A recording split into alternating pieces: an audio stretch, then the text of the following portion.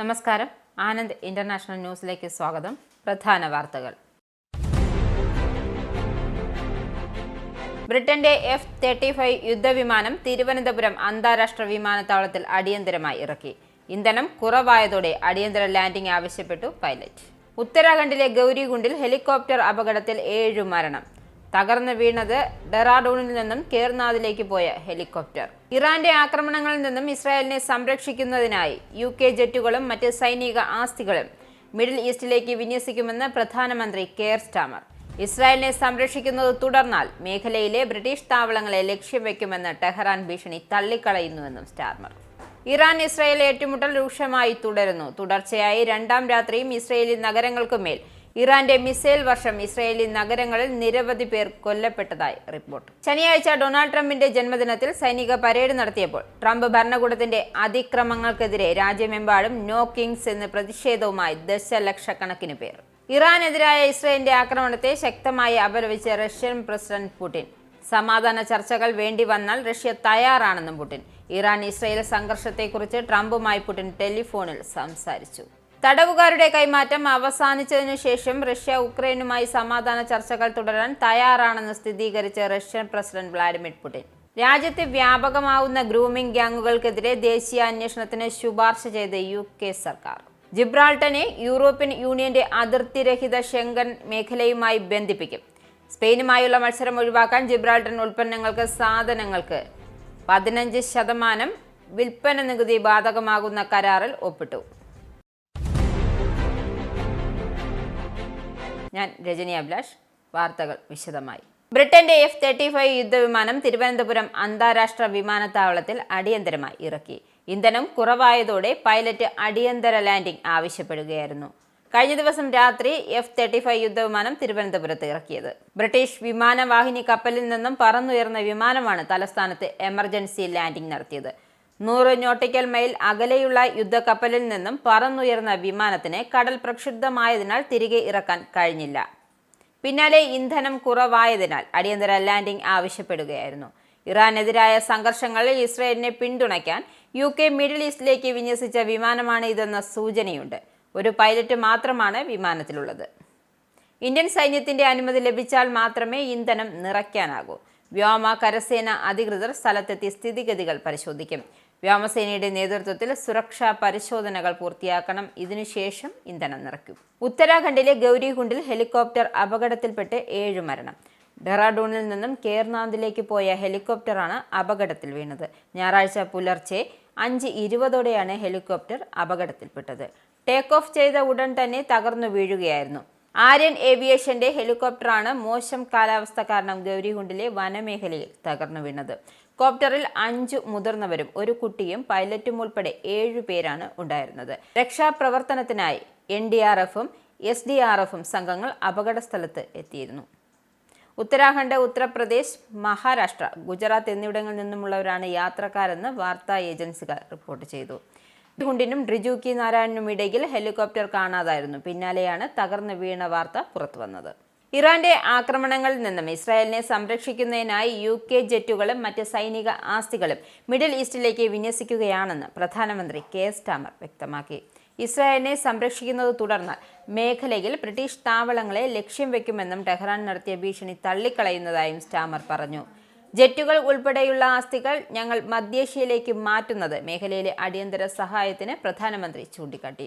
സംഘർഷം തുടർന്ന മേഖലയിലേക്ക് കൂടുതൽ യുദ്ധജെറ്റുകൾ അയക്കുമെന്നും കൂടുതൽ ഇന്ധനം നിറയ്ക്കുന്ന വിമാനങ്ങൾ മധ്യേഷ്യയിലുടനീളം അടിയന്തര സഹായം നൽകുന്നതിനാവശ്യമാണെന്നും ടൗണിംഗ് സ്ട്രീറ്റ് പറഞ്ഞു.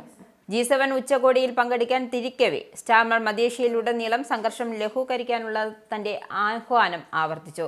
ഇസ്രായേലിനെ ഇറാൻ ആക്രമിച്ചതിന് മണിക്കൂറുകൾക്കുള്ളിൽ സ്റ്റാമർ ഇസ്രായേൽ പ്രധാനമന്ത്രി ബെഞ്ചമിൻ നെതന്യാഹു, ഡൊണാൾഡ് ട്രംപ് എന്നിവരുൾപ്പെടെ മറ്റു നേതാക്കളുമായി നിരവധി ഫോൺ സംഭാഷണങ്ങൾ നടത്തി. ഇറാൻ ഇസ്രായേൽ ഏറ്റുമുട്ടൽ രൂക്ഷമായി തുടരുന്നു. തുടർച്ചയായ 2ാം രാത്രിയും ഇസ്രായേലി നഗരങ്ങൾക്കുമേൽ ഇറാന്റെ മിസൈൽ വർഷം ഉണ്ടായി. ഇസ്രായേലി നഗരങ്ങളിലെ നിരവധി പേർ കൊല്ലപ്പെട്ടതായി റിപ്പോർട്ട്. അതേസമയം ഇറാന്റെ എണ്ണപ്പാടങ്ങളിലടക്കം ഇസ്രായേൽ കനത്ത ആക്രമണം നടത്തി. ഇറാൻ തലസ്ഥാനമായ തെഹ്റാനിൽ വ്യാപക നാശമുണ്ടായി. കഴിഞ്ഞ ദിവസം രാത്രിയാണ് ഇറാനിയൻ നാവികസേനയുടെ പ്രധാന കേന്ദ്രമായ ബന്ദർ അബ്ബാസിയിൽ ഇസ്രായേൽ ആക്രമണം നടത്തിയത്. ശനിയാഴ്ച രാത്രി 11 മണിക്ക് ശേഷമാണ് ഇറാനിയൻ ആക്രമണം തുടങ്ങിയത്. ജെറുസലേമിലും ഹൈഫയിലും ടെൽ അവീവിനും തെക്ക് ഭാഗത്തുള്ള ബാറ്റ് യാമിലും നടന്ന ആക്രമണത്തിൽ 8 പേർ കൊല്ലപ്പെട്ടതായും കുറഞ്ഞത് 35 പേരെ കാണാതായതായും ഇസ്രയേലി മാധ്യമങ്ങൾ വ്യക്തമാക്കുന്നു. ഇസ്രയേലിന്റെ വടക്കൻ ഭാഗത്തുള്ള പലസ്തീൻ ഭൂരിപക്ഷ പട്ടണമായ തമ്രയിൽ ഇറാൻ നടത്തിയ ആക്രമണത്തിൽ കുറഞ്ഞത് 4 പേർ കൊല്ലപ്പെട്ടു. ഇറാനിലെ ടെഹ്റാനിലെ ഷഹ്റ എണ്ണ ഡിപ്പോ ഇസ്രായേൽ ആക്രമണത്തിൽ തീപിടിച്ചതായും ഇറാൻ പറഞ്ഞു. ഇറാനിലെ എണ്ണപ്പാടവും ഇസ്രായേൽ ആക്രമിച്ചു തകർത്തു. ബുഷ്ഹർ പ്രവിശ്യയിലെ പാർട്സ് റിഫൈനറിലാണ് ആക്രമിക്കപ്പെട്ടത്. ലോകത്തെ ഏറ്റവും വലിയ ഗ്യാസ് ഫീൽഡാണിത്. ശനിയാഴ്ച വാഷിംഗ്ടണിലെ തെരുവുകളിലൂടെ ഡൊണാൾഡ് ട്രംപിന്റെ ജന്മദിനത്തിൽ സൈനിക പരേഡ് നടത്തിയപ്പോൾ ട്രംപ് ഭരണകൂടത്തിന്റെ അതിക്രമങ്ങൾക്കെതിരെ രാജ്യമെമ്പാടുമുള്ള ദശലക്ഷക്കണക്കിന് ആളുകൾ നോ കിങ്സ് എന്ന് ഉറക്കെ വിളിച്ചുകൊണ്ട് പ്രതിഷേധവുമായി രംഗത്തെത്തി. സംഘാടകർ കണക്കാക്കിയത് ദിവസത്തിലെ പരിപാടികൾ ദശലക്ഷക്കണക്കിന് ആളുകളെ ആകർഷിച്ചു എന്നാണ്. 50 സംസ്ഥാനങ്ങളിലെയും വിദേശ നഗരങ്ങളിലുമായി നൂറുകണക്കിന് ആളുകൾ ഇപ്പോഴും നോ കിങ്സ് പരിപാടിയിൽ പങ്കെടുക്കുന്നുണ്ട്. ന്യൂയോർക്കിൽ 2 ലക്ഷത്തിലധികം പേരും ഫിലാഡൽഫിയയിൽ 1 ലക്ഷത്തിലധികം ആളുകളും മിഷിഗണിൽ 800 പേരുമുള്ള പെൻറ്റൺ വാട്ടൺ പട്ടണത്തിൽ 400 പേർ പ്രതിഷേധത്തിൽ പങ്കുചേർന്നതായി നോ കിങ്സ് സഖ്യം പറഞ്ഞു. പ്രതിഷേധങ്ങൾ ഏറെക്കുറെ സമാധാനപരമായിരുന്നു. എന്നിരുന്നാലും ലോസ് ഏഞ്ചൽസിലും പോർട്ട്ലാൻഡിലും ചിലത് നിയമവിരുദ്ധമായി ഒത്തുകൂടിയതായി കണക്കാക്കുകയും കണ്ണീർവാതകം പ്രയോഗിക്കുകയും ചെയ്തു. ഇറാനെതിരായ ഇസ്രയേലിന്റെ ആക്രമണത്തെ ശക്തമായി അപലപിച്ചു റഷ്യൻ പ്രസിഡന്റ് പുടിൻ. സമാധാന ചർച്ചകൾ വേണ്ടി വന്നാൽ റഷ്യ തയ്യാറാണെന്നും പുടിൻ വ്യക്തമാക്കി. ഇറാൻ ഇസ്രയേൽ സംഘർഷത്തെക്കുറിച്ച് അമേരിക്കൻ പ്രസിഡന്റ് ഡൊണാൾഡ് ട്രംപുമായിട്ടാണ് പുടിൻ ടെലിഫോണിൽ സംസാരിച്ചത്.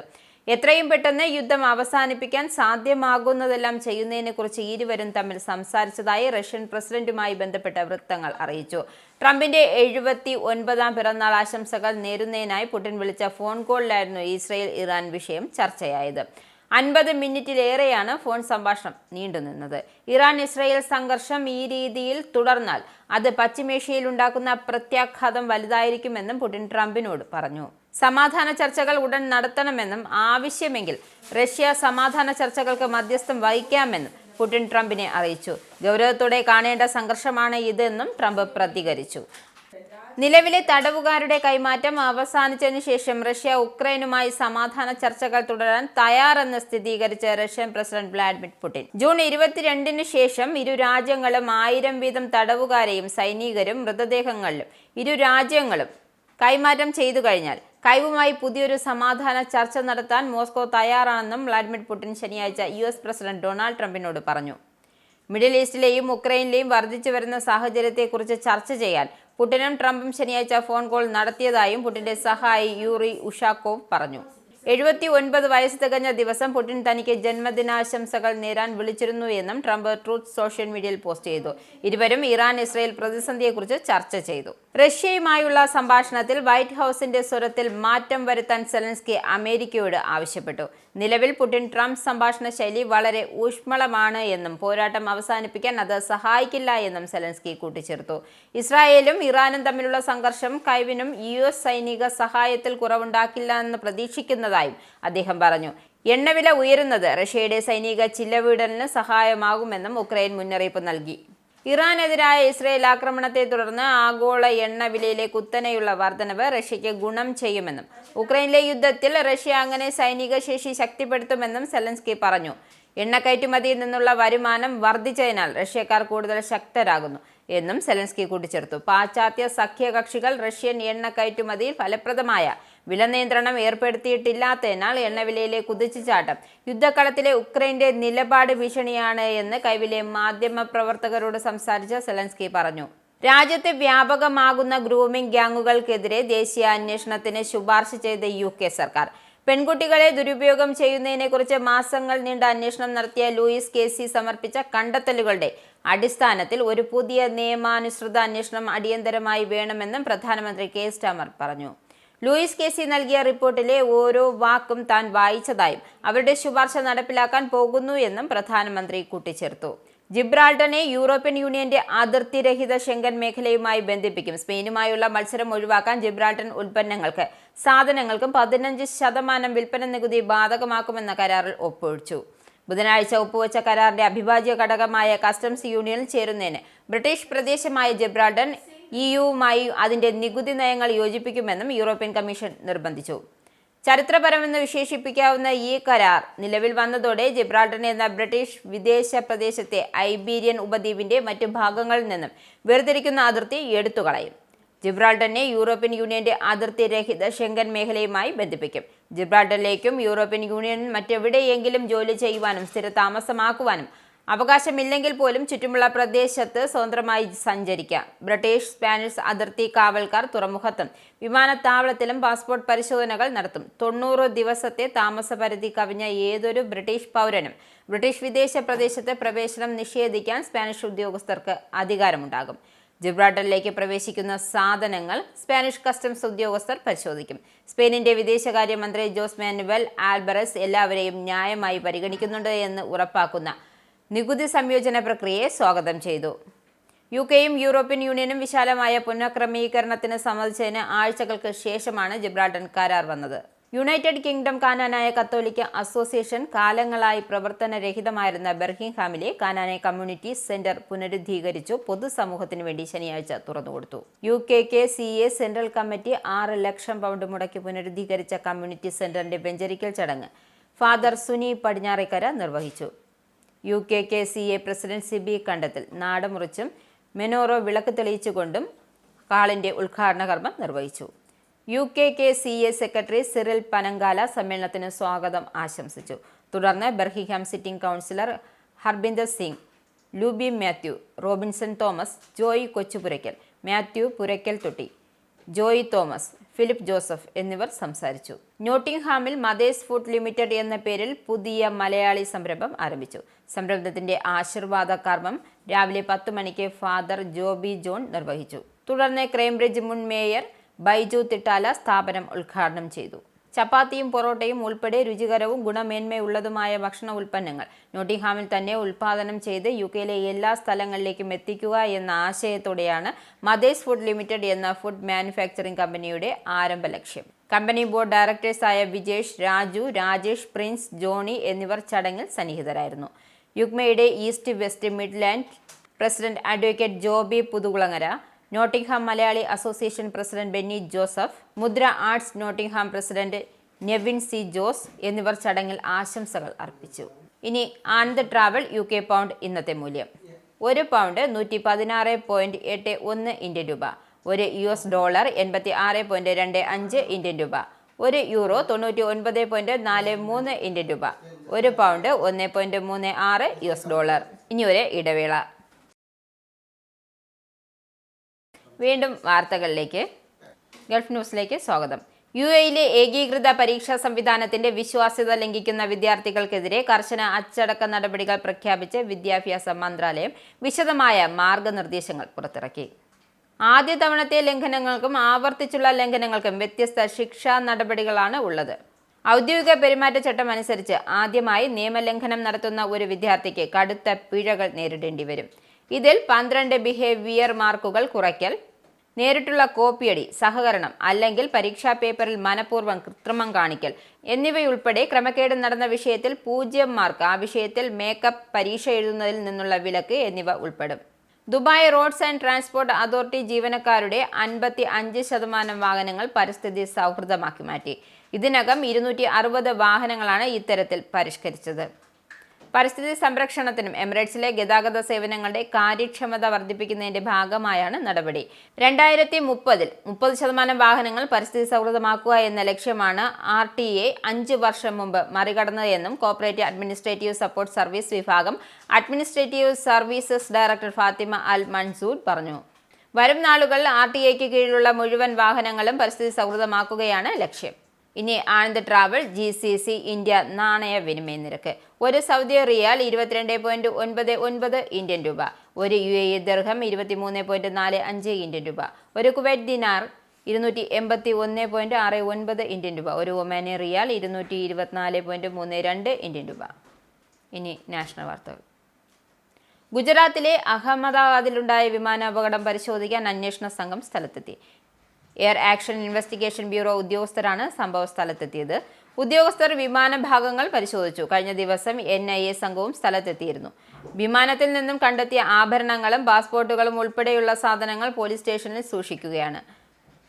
മൃതദേഹങ്ങൾ തിരിച്ചറിഞ്ഞ ശേഷം സാധനങ്ങൾ ബന്ധുക്കൾക്ക് കൈമാറും. പഹൽഗാം ഭീകരാക്രമണത്തെ തുടർന്ന് അടച്ചിട്ടിരുന്ന പാർക്കുകളും വിനോദസഞ്ചാര കേന്ദ്രങ്ങളും വീണ്ടും ഘട്ടം ഘട്ടമായി തുറക്കുമെന്ന് ജമ്മു കാശ്മീർ ലഫ്റ്റനന്റ് ഗവർണർ മനോജ് സിൻഹ. ജില്ലകളിലെ സുരക്ഷാ അവലോകന യോഗം പൂർത്തിയാക്കി വിനോദസഞ്ചാരികളുടെ പ്രവേശനം ക്രമേണ പുനഃസ്ഥാപിച്ച് വരികയാണെന്നും അദ്ദേഹം പറഞ്ഞു. സുരക്ഷാ മുൻകരുതലുകൾ കണക്കിലെടുത്ത് ഏപ്രിൽ 22 ശേഷം ചില സ്ഥലങ്ങൾ അടച്ചിരുന്നു. കശ്മീരിലെയും ജമ്മുവിലെയും ഡിവിഷണൽ കമ്മീഷണർമാരും IGPമാരും എല്ലാ ജില്ലകളിൽ നിന്നും റിപ്പോർട്ടുകൾ ശേഖരിച്ചിട്ടുണ്ട്. ചില സ്ഥലങ്ങൾ ഘട്ടം ഘട്ടമായി വീണ്ടും തുറക്കാൻ തീരുമാനിച്ചിട്ടുണ്ട്. അനന്തനാഗ് ജില്ലയിലെ വാർഷിക അമർനാഥ് യാത്രയ്ക്കുള്ള നുവാൻ ബേസ് ക്യാമ്പിലെ ഒരുക്കങ്ങൾ അവലോകനം ചെയ്ത ശേഷം മാധ്യമപ്രവർത്തകരോട് പ്രതികരിക്കുകയായിരുന്നു അദ്ദേഹം. ഇനി സ്പോർട്സ്.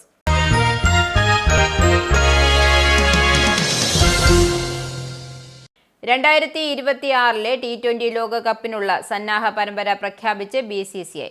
ന്യൂസിലാൻഡിനെതിരെ 8 മത്സരങ്ങളടങ്ങിയ വൈറ്റ് ബോർഡ് പരമ്പര നടത്തും. 3 ഏകദിനങ്ങളും 5 T20 മത്സരങ്ങളുമാണ് ഇന്ത്യ കളിക്കുക. ഇതിൽ അവസാന T20 മത്സരം തിരുവനന്തപുരം കാര്യവട്ടം ഗ്രീൻഫീൽഡ് സ്റ്റേഡിയത്തിൽ നടക്കും. അടുത്ത വർഷം ജനുവരി 11 ബറോഡയിലാണ് ആദ്യ ഏകദിനം. രണ്ടാം ഏകദിനത്തിൽ ജനുവരി 14 രാജ്കോട്ട് വേദിയാവുക. മൂന്നാം ഏകദിനം ജനുവരി 21 T20 പരമ്പരയ്ക്ക് തുടക്കമാവുന്നത്. നാഗ്പൂരിലാണ് മത്സരം. രണ്ടാം 23 റായ്പൂരിൽ നടക്കും. 25 മൂന്നാം T20 ഗുവാഹത്തിയിൽ വേദിയാകും. നാലാം T20 28 വിശാഖപട്ടണത്താണ്. ജനുവരി 31 നടക്കുന്ന മത്സരത്തിലാണ് ഗ്രീൻഫീൽഡ് സ്റ്റേഡിയം വേദിയാവുക. അതേസമയം T20 ടീമിൽ ഇടം പിടിക്കാൻ സാധ്യതയുള്ള സഞ്ജുവിന് സ്വന്തം നാട്ടിൽ കളിക്കാനാകും. പ്രധാന വാർത്തകൾ ഒരിക്കൽ കൂടി. ബ്രിട്ടന്റെ F-35 യുദ്ധവിമാനം തിരുവനന്തപുരം അന്താരാഷ്ട്ര വിമാനത്താവളത്തിൽ അടിയന്തരമായി ഇറക്കി. ഇന്ധനം കുറവായതോടെ അടിയന്തര ലാൻഡിംഗ് ആവശ്യപ്പെട്ടു പൈലറ്റ്. ഉത്തരാഖണ്ഡിലെ ഗൗരികുണ്ടിൽ ഹെലികോപ്റ്റർ അപകടത്തിൽ 7 മരണം. തകർന്നു വീണത് ഡെറാഡൂണിൽ നിന്നും കേർനാഥിലേക്ക് പോയ ഹെലികോപ്റ്റർ. ഇറാന്റെ ആക്രമണങ്ങളിൽ നിന്നും ഇസ്രായേലിനെ സംരക്ഷിക്കുന്നതിനായി UK ജെറ്റുകളും മറ്റ് സൈനിക ആസ്തികളും മിഡിൽ ഈസ്റ്റിലേക്ക് വിന്യസിക്കുമെന്ന് പ്രധാനമന്ത്രി കെയർ സ്റ്റാമർ. ഇസ്രായേലിനെ സംരക്ഷിക്കുന്നത് തുടർന്നാൽ മേഖലയിലെ ബ്രിട്ടീഷ് താവളങ്ങളെ ലക്ഷ്യം വയ്ക്കുമെന്ന് ടെഹ്റാൻ ഭീഷണി തള്ളിക്കളയുന്നുവെന്നും സ്റ്റാർമർ. ഇറാൻ ഇസ്രായേൽ ഏറ്റുമുട്ടൽ രൂക്ഷമായി തുടരുന്നു. തുടർച്ചയായി 2ാം രാത്രിയും ഇസ്രായേലി നഗരങ്ങൾക്കുമേൽ ഇറാന്റെ മിസൈൽ വർഷം ഇസ്രായേലി നഗരങ്ങളിൽ നിരവധി പേർ കൊല്ലപ്പെട്ടതായി റിപ്പോർട്ട്. ശനിയാഴ്ച ഡൊണാൾഡ് ട്രംപിന്റെ ജന്മദിനത്തിൽ സൈനിക പരേഡ് നടത്തിയപ്പോൾ ട്രംപ് ഭരണകൂടത്തിന്റെ അതിക്രമങ്ങൾക്കെതിരെ രാജ്യമെമ്പാടും നോ കിങ്സ് എന്ന് പ്രതിഷേധവുമായി ദശലക്ഷക്കണക്കിന് പേർ. ഇറാനെതിരായ ഇസ്രായേലിന്റെ ആക്രമണത്തെ ശക്തമായി അപലപിച്ച റഷ്യൻ പ്രസിഡന്റ് പുടിൻ. സമാധാന ചർച്ചകൾ വേണ്ടി വന്നാൽ റഷ്യ തയ്യാറാണെന്നും പുടിൻ. ഇറാൻ ഇസ്രായേൽ സംഘർഷത്തെക്കുറിച്ച് ട്രംപുമായി പുടിൻ ടെലിഫോണിൽ സംസാരിച്ചു. തടവുകാരുടെ കൈമാറ്റം അവസാനിച്ചതിനു ശേഷം റഷ്യ ഉക്രൈനുമായി സമാധാന ചർച്ചകൾ തുടരാൻ തയ്യാറാണെന്ന് സ്ഥിരീകരിച്ച റഷ്യൻ പ്രസിഡന്റ് വ്ളാഡിമിർ പുടിൻ. രാജ്യത്ത് വ്യാപകമാവുന്ന ഗ്രൂമിംഗ് ഗ്യാങ്ങുകൾക്കെതിരെ ദേശീയ അന്വേഷണത്തിന് ശുപാർശ ചെയ്ത് UK സർക്കാർ. ജിബ്രാൾട്ടറിനെ യൂറോപ്യൻ യൂണിയന്റെ അതിർത്തിരഹിത ഷെങ്കൻ മേഖലയുമായി ബന്ധിപ്പിക്കും. സ്പെയിനുമായുള്ള മത്സരം ഒഴിവാക്കാൻ ജിബ്രാൾട്ടർ ഉൽപ്പന്നങ്ങൾക്ക് സാധനങ്ങൾക്ക് 15% വിൽപ്പന നികുതി ബാധകമാകുന്ന കരാറിൽ ഒപ്പിട്ടു. ഈ ബുള്ളറ്റിൻ ഇവിടെ സമാപിക്കുന്നു. നമസ്കാരം. നിങ്ങൾക്കും ആനന്ദ മീഡിയയുടെ പ്രേക്ഷകരിൽ ഒരാളാകണ്ടേ? യൂറോപ്പിലും US-ലും ആഫ്രിക്കയിലും അടക്കം പ്രവാസികൾ ഉള്ളയിടങ്ങളിലൊക്കെ ജനപ്രിയ ചാനലുമായി ആനന്ദ് മീഡിയ ഒപ്പമുണ്ട്. ഏഷ്യാനെറ്റ് ഫ്ലവേഴ്സ് അടക്കം നിങ്ങളുടെ വിരൽത്തുമ്പിലെത്തും. ആദ്യം റോക്കു ബോക്സ് സ്വന്തമാക്കുക. അതിൽ നിന്നും ആനന്ദ് മീഡിയ ആപ്ലിക്കേഷൻ ഡൗൺലോഡ് ചെയ്യുക, ഇൻസ്റ്റാൾ ചെയ്യുക. എന്നിട്ട് 02085866511 എന്ന നമ്പറിൽ ഞങ്ങളുടെ കസ്റ്റമർ കെയറിൽ ബന്ധപ്പെടുക. അല്ലെങ്കിൽ +91 735 660 3747 എന്ന നമ്പറിൽ വാട്സപ്പ് ചെയ്യുക. ആനന്ദ് മീഡിയയുടെ സേവനങ്ങൾ സ്വന്തമാക്കുക. മറ്റു ചാനലുകൾക്കൊപ്പം ആനന്ദ് TVയും എൻജോയ് ചെയ്യുക.